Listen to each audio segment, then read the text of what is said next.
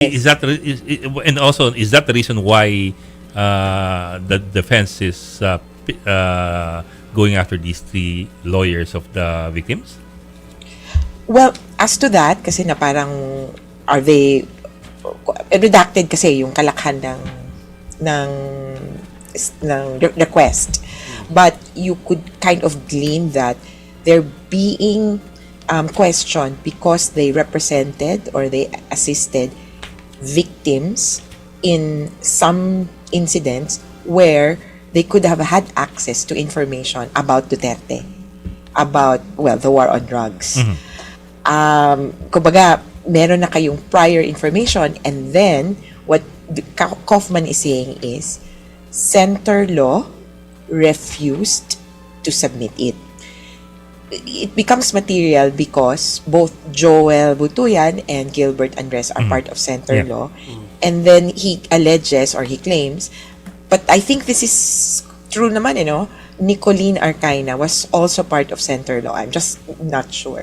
So dun yung kumbaga parang hugot niya na yung center law may naging bahagi ng petisyon, kaso, insidente kung saan involved na kayo before at pwede kayo nagkaroon ng access sa information, tapos ngayon magre-represent kayo ng victims.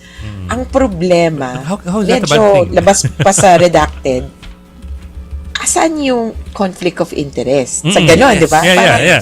Kasi parang sa Pilipinas, parang so, ganun sa Pilipinas eh. Oo, no? Parang, okay, so. Yeah. So, I am not sure where he's coming from, but certainly there's a lot of redactions. But what I can say is, nabanggit din ako dito ng Bagya eh. Parang sinasabi niya na hindi naman niya alam talaga kung sino, pero nalaman niya daw sa akin na ito yung mga nominees, ganyan. But in any case, I think all parties involved, all lawyers involved, would have to look at we have a code of conduct. Okay. And there are specific grounds when you can ask for disqualification of lawyers, recusal of lawyers, and even judges. At this point, we have to study if these are, but I would agree, parang medyo, and, kasi ang point, these are lawyers appointed or selected by victims. Yes. To note that, ang sabi din kasi niya, may the common legal representative, may dalawang Pilipino na appointed, and then sabi niya may OPCV naman.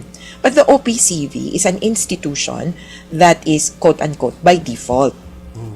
The OPCV has not had access to the victims, I would say, since 2016.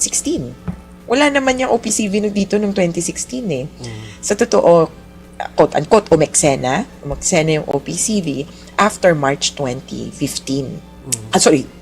Napalayo tuloy, March 2025. Kaya, kumbaga, itong mga kliyente, itong mga biktima, pumili ng abogado na dagdag dun, na dalawa sa common legal representatives at karapatan nila, prerogative nila na mag-appoint ng legal team. So, para po sa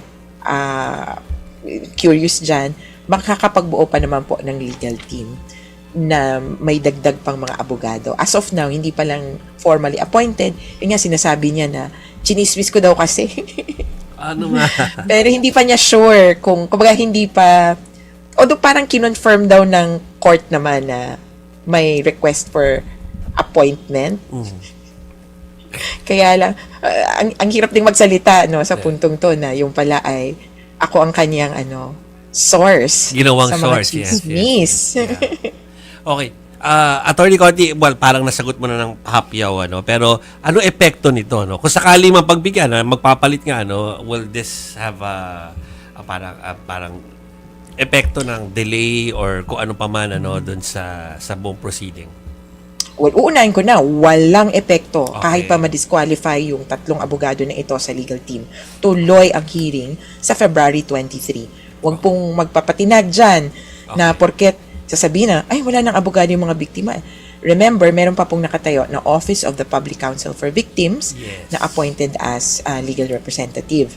At pwedeng ipadaan sa kanya kung ano man ang sasabihin. So far, before the appointment of Gilbert and Joel, siya naman talaga yung tumatayo sa interes ng mga biktima.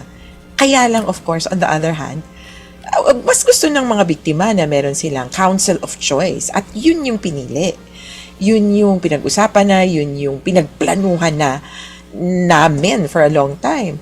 Kaya parang in bad taste na parang namimili ka ng kakaawayin mo.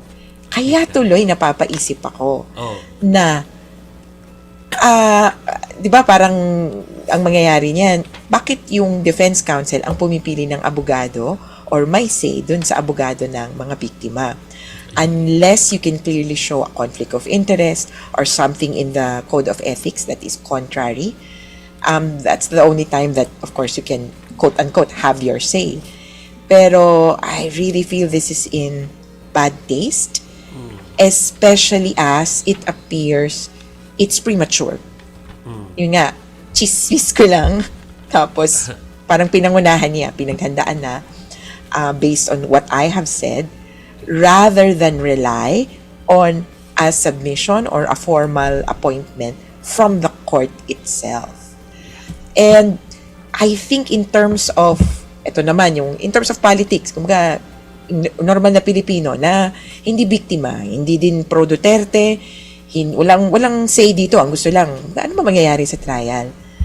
Ang sinusundan kasi ng mga yan, ano ng mga ginawa ng mga parties? And I'm sure people have heard that Kaufman has asked for the recusal or disqualification of judges, of medical experts, have even asked for the recusal of the prosecutor, si Kaufman, and now the common legal representatives of victims.